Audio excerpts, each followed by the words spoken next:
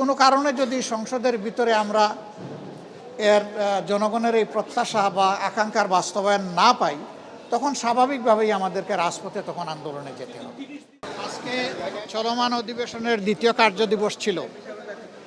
প্রথম দিবসটি 12 তারিখ হওয়ার পরে 13-14 2 দিন স্বাভাবিক বন্ধ ছিল, আজকে আবার শুরু হয়েছে। আজকের দিনের কর্মসূচিতে প্রেসিডেন্টের ভাষণের উপরে ধন্যবাদ প্রস্তাব ছিল, 71 বিধিতে কিছু নোটিশ ছিল, প্রশ্ন উত্তর ছিল। আমরা শুরুতেই পয়েন্ট অফ অর্ডারে দাঁড়িয়েছিলাম। আপনারা জানেন যে 12 ফেব্রুয়ারি দুটি নির্বাচন হয়েছে একসাথে, সংসদ নির্বাচন এবং গণভোট, এবং সেটি একটা প্রেসিডেন্সিয়াল অর্ডারের মাধ্যমে হয়েছে।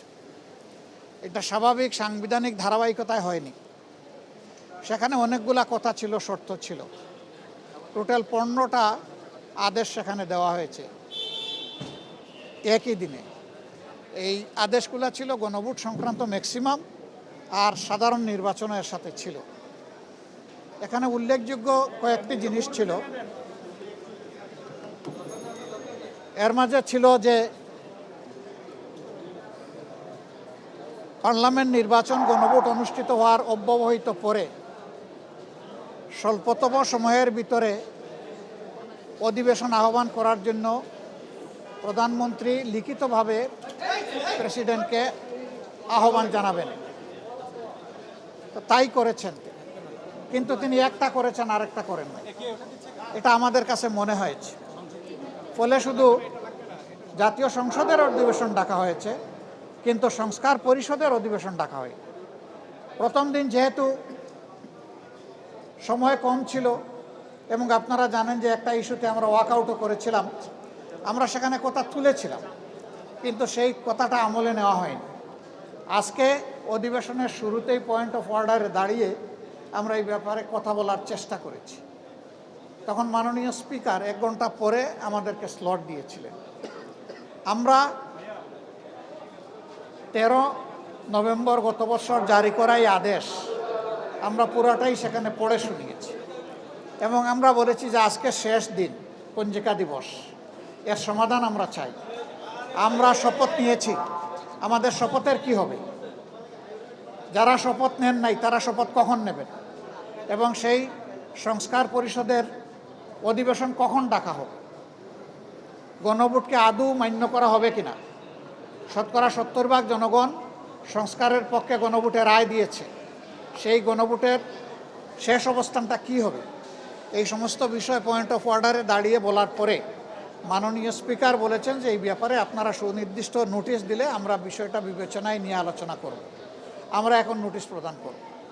আমরা নোটিশ করে সংসদের ভিতরেই এর সমাধান আমরা করতে চাই, কিন্তু কোনো কারণে যদি সংসদের ভিতরে আমরা এর জনগণের এই প্রত্যাশা বা আকাঙ্ক্ষার বাস্তবায়ন না পাই, তখন স্বাভাবিকভাবেই আমাদেরকে রাজপথে তখন আন্দোলনে যেতে হবে।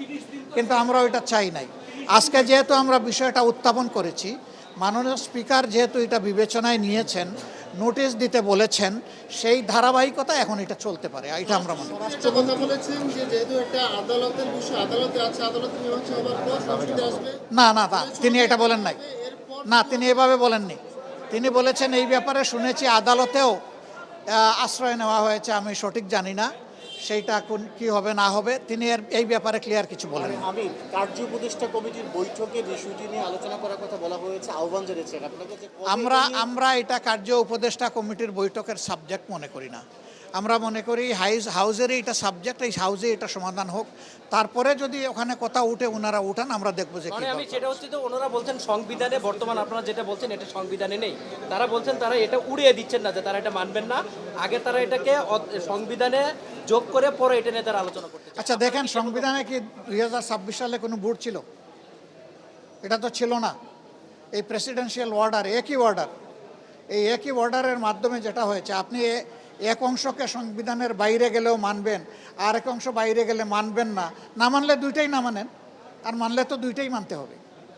তার মানে আপনাকে সংসদে আলোচনা, এবং একটা কথা আছে যে পাবলিক অপিনিয়ন বা উইল হইল সুপ্রিম কনস্টিটিউশন। তো সেখানে গণভোটে আপনি রায় নিয়েছেন, গণভোটে তো ওনারাও সম্মত, আমরাও সম্মত। আমাদের দাবি ছিল গণভোটটা আগে হোক, আর ওনাদের দাবি ছিল একই দিনে হোক। ওনাদের দাবি বাস্তবায়ন হয়েছে। ওনারা তো গণভোট চাই না, এটা তো বলেন নাই, এবং গণভোটে বিজয়ী হয়েছে সংস্কারের পক্ষের প্রস্তাব। আপনারা কি বিশ্বাস করেন সরকার শেষ পর্যন্ত আপনাদের দাবি মেনে নিয়ে যে আপনারা আমরা বিশ্বাস করতে চাই। Thank you